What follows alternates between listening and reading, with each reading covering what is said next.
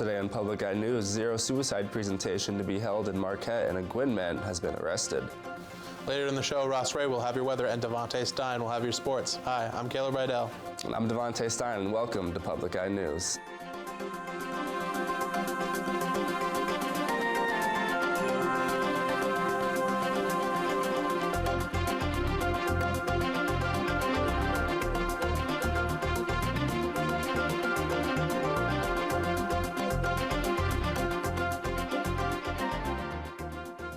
A Zero Suicide Initiative presentation will be held tonight at NMU's West Science Hall, room 2094. Dr. Brian Amadani will be hosting the presentation. Dr. Amadani is the director of the Center for Health Policy and Health Services Research at Henry Ford Health System. He also serves as a leader of the Zero Suicide Initiative. Since its beginning 10 years ago, the initiative has seen a significant decline in the suicide rates. The presentation will begin at 6 p.m. and it is free and open to everyone. The first male student to be crowned Winter Carnival Queen has been stripped of the title. The Blue Key Honor Society at Michigan Tech University announced that Zach Mativa would be removed due to inappropriate behavior.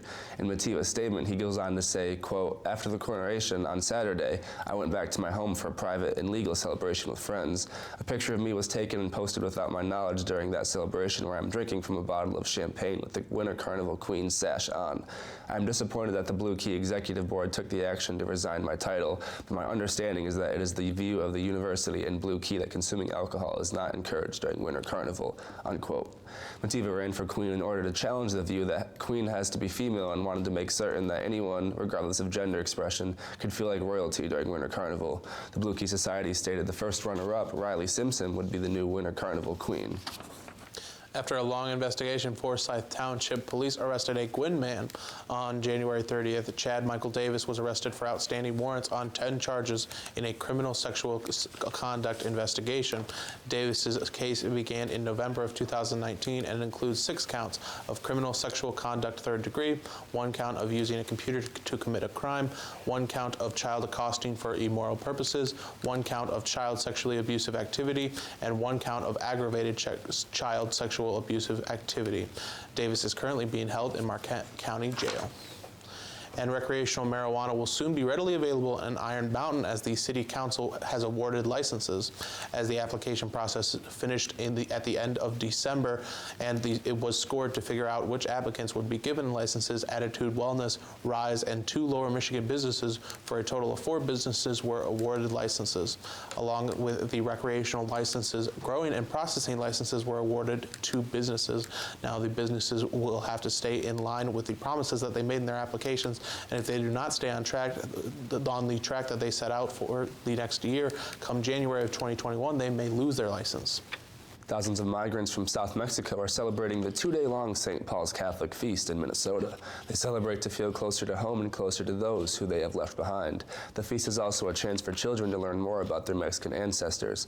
The festival started in Axochipan, Mexico. This year's steward of the celebration, Apolinar Morales, said, quote, "It's even more important because we brought it here. The meaning is not to lose our traditions so that they can be kept alive, even though we are far, and we want our kids and our grandkids to remember this," unquote.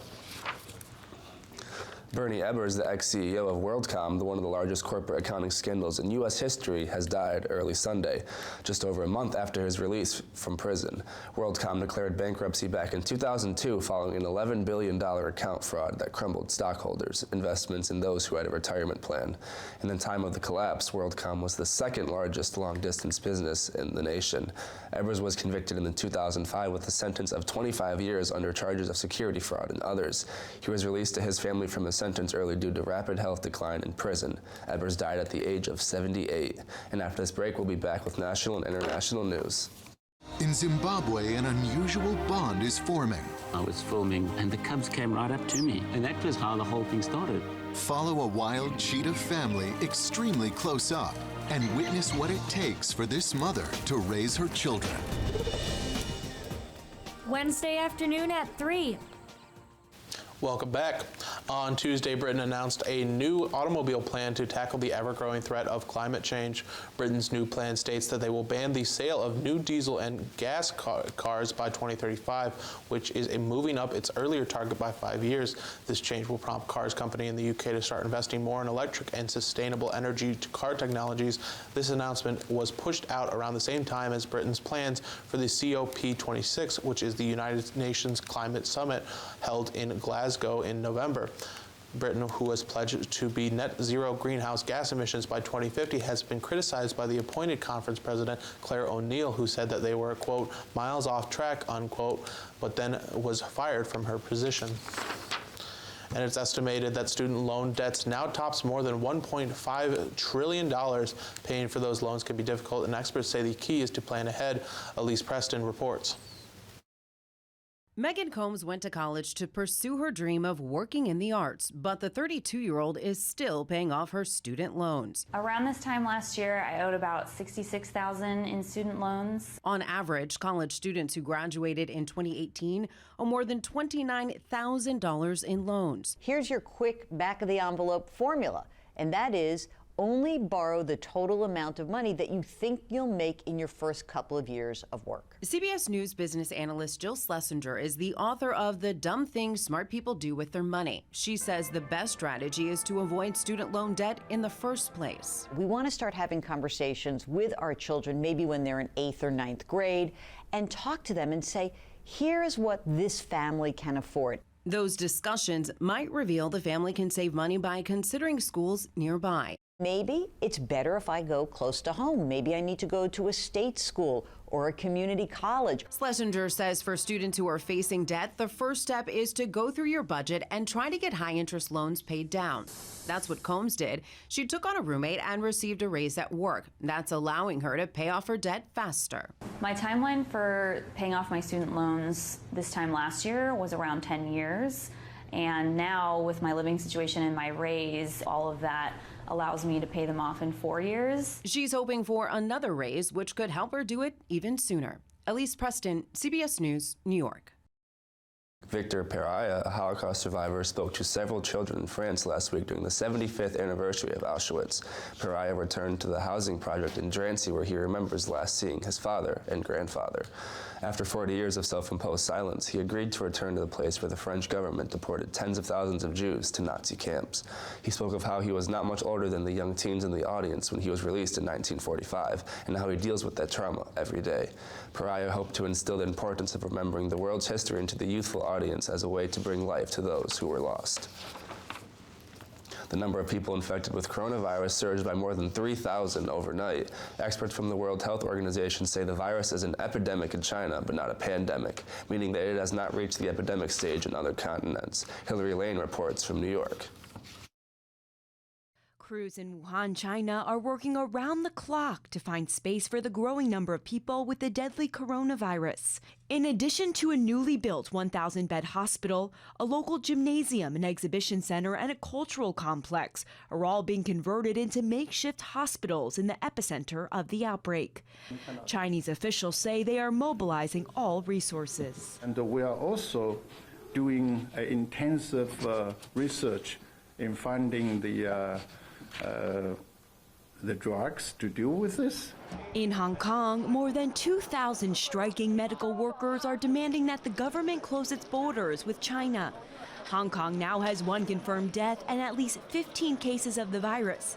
More cases are expected. There's a significant risk of community transmission in Hong Kong. In the U.S., officials have identified a second case of human-to-human transmission, this time in California.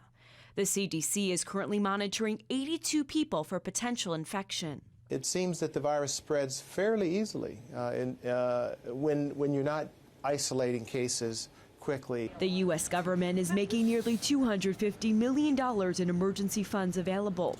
Some of that will be used to cover the cost of screening and monitoring returning U.S. citizens in the coming weeks. Hillary Lane, CBS News, New York. And after the break, we'll have your weather and sports. Stay tuned.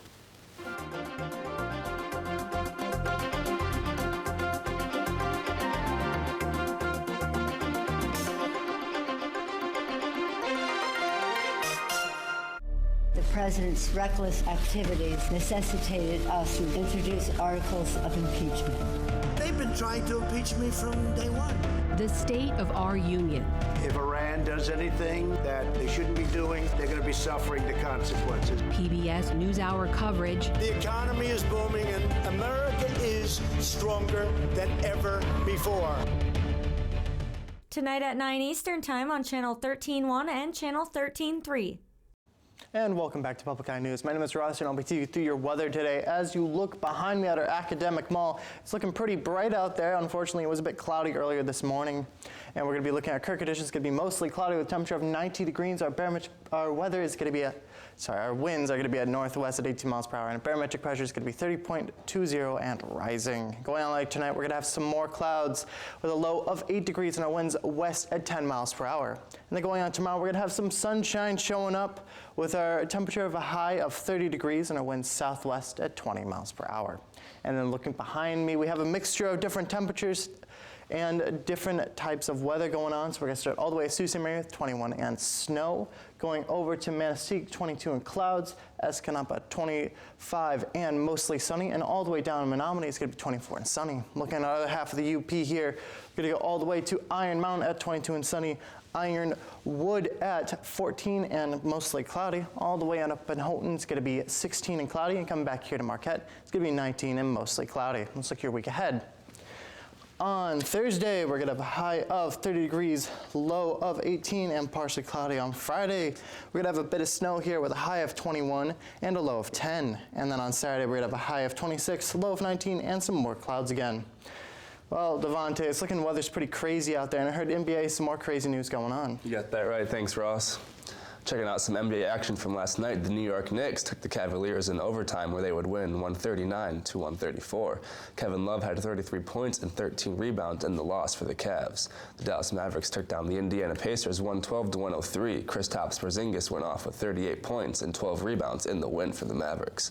The Warriors took down the Washington Wizards on the road 123 to 117.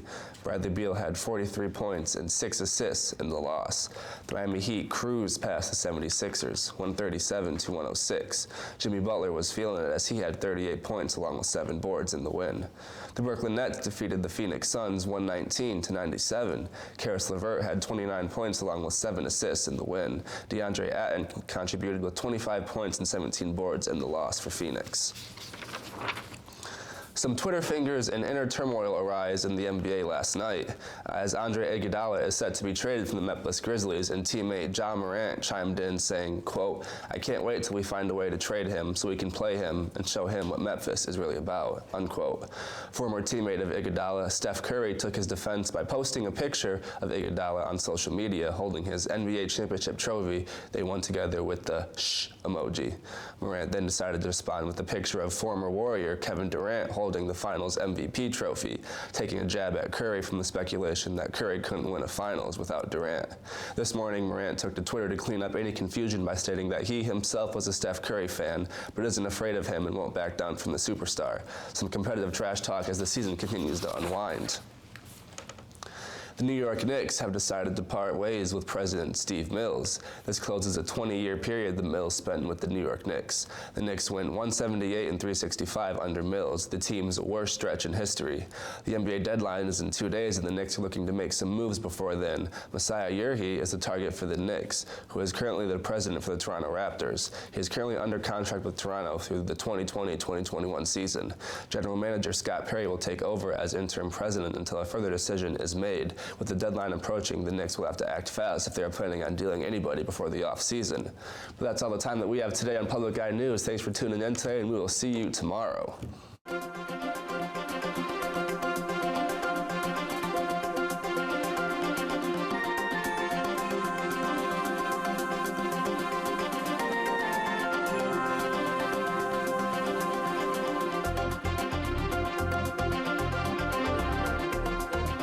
The preceding program was produced by WNMU-TV, Northern Michigan University Public Television, in studios located in Elizabeth and Edgar Hardin Hall.